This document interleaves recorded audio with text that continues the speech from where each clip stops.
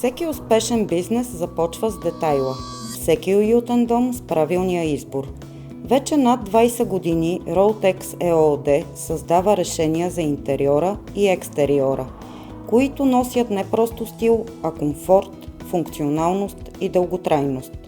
Штори, сенници, перголи, парапети. Всяко изделие е съобразено с мястото, нуждите и мечтите на клиента. Казвам се Борис Зарев и съм основател на фирма Roltex. Когато започнах този бизнес преди повече от 20 години, имах само едно желание – да направя продукти, които хората да ползват дълго и с удоволствие. Започнахме като малка фирма с няколко поръчки на месец, а днес сме сред водещите имена в България в сферата на слънцезащитните решения.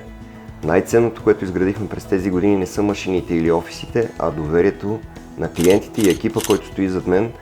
Без тях това нямаше да е възможно. Всеки проект за нас е специален, независимо дали е дом, офис или хотел, или голяма институция. Ние не правим компромис с материалите, монтажа, защото знаем, че доволният клиент се връща.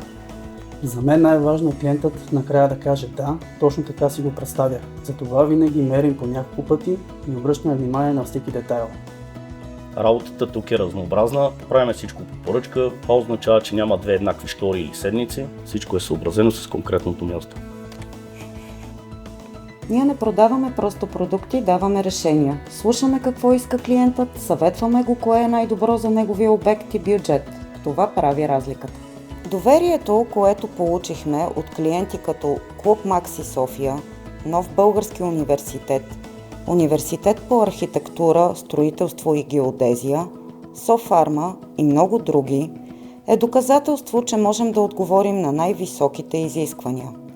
От частни домове до мащабни обществени сгради, нашите продукти са част от ежедневието на хиляди хора в цялата страна.